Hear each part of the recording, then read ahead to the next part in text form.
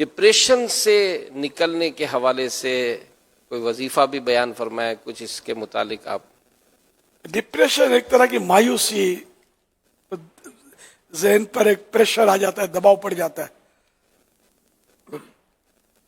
اپنے ذہن کو بنائے آدمی، اس کو نفسیاتی طور پر بھی اپنا ذہن اس میں بنانا مفید ہوتا ہے. ڈپریشن کی علامات کے تعلق سے عرض ہے کہ ضروری نہیں کہ ہر مریض میں یہ تمام علامات یعنی سمٹمز ہوں، لیکن اگر کسی مریض میں ان میں سے کوئی سی کم از کم 4 علامات ہوں تو وہ ڈپریشن کا شکار ہے. نمبر 1، اداس اور رنجیدہ رہنا، غمگین اور رنجیدہ رہنا. نمبر 2، جن چیزوں میں پہلے دلچسپی ہو ان میں اب دل نہ لگنا. نمبر 3، جسمانی تھکاوٹ اور کمزوری محسوس کرنا. نمبر 4، روزمرہ کے کاموں میں توجہ نہ دے پانا.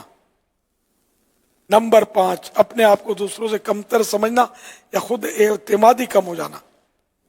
نمبر 6، اپنے آپ کو فضول و ناکارہ سمجھنا اور ماضی کی چھوٹی چھوٹی باتوں کے لیے خود کو الزام دیتے رہنا. نمبر 7، مستقبل یعنی فیوچر سے مایوس ہو جانا. نمبر 8، نیند خراب ہونا. نمبر 9، بھوک نہ لگنا. نمبر 10، خودکشی کے خیالات آنا یا معاذ اللہ خودکشی کی کوشش کرنا. تو بعض دفعہ اتنا شدید ڈپریشن ہو جاتا ہے کہ علاج کے بغیر ٹھیک نہیں ہوتا. جیسے اور بیماریوں کے مریض ہمدردی اور علاج کے مستحق ہوتے ہیں، اسی طرح یہ مریض بھی مدد کے مستحق ہیں، نہ کہ مذاق اڑانے اور تنقید کرنے کے. اگر آپ کسی اچھے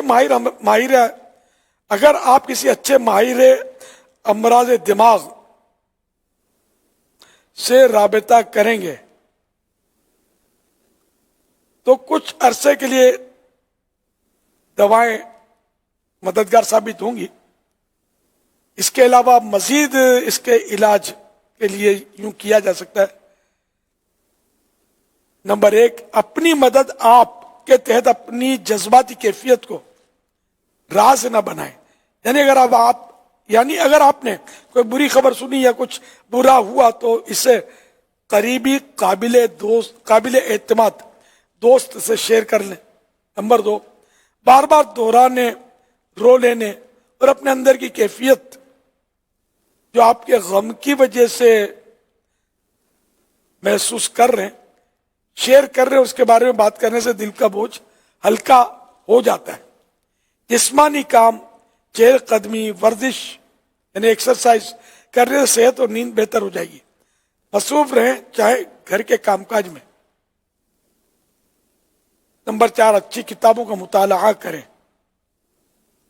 نمبر 5، اچھی غذا کھائیں. تازہ پھلوں اور سبزیوں سے وٹامنز کی کمی پوری ہو جاتی ہے.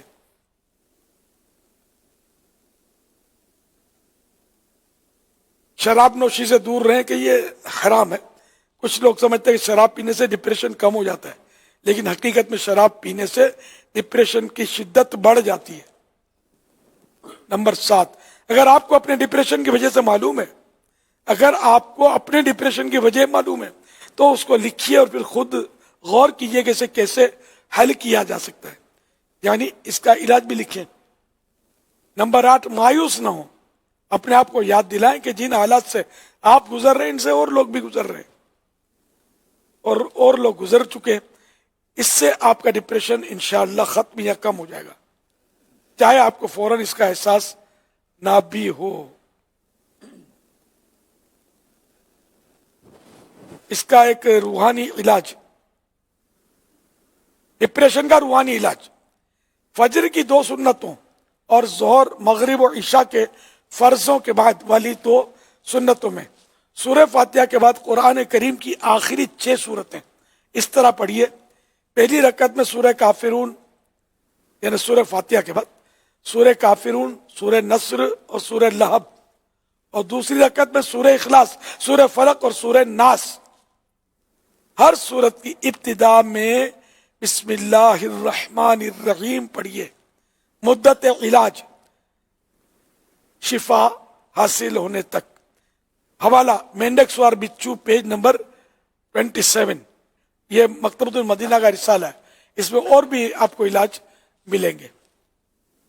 सल्लु अलल हबीब सल्लल्लाहु अलैहि। सल्लल्लाहु अलैहि मुहम्मद। अच्छा मेरे सुन्नत, ये डॉक्टर साहब का मैसेज आया है कि ये अलामत जो है ना 15 दिन से ज्यादा हो तो ये डिप्रेशन माना जाएगा।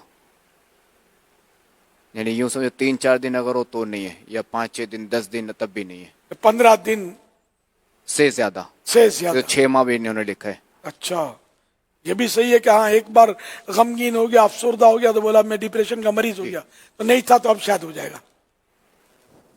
माशाअल्लाह। ये मैंने जो मजमून दिया फैजान मदीना रिसाले में, माहनामा फैजान मदीना में छपा है। माशाल्लाह। माहनामा फैज़ान मदीना की अहमियत कि कई चीजें इसमें आ जाती हैं। इसमें मुख्तलिफ रंगारंग मज़ामीन होते हैं, बड़े मुफीद मज़ामीन होते हैं।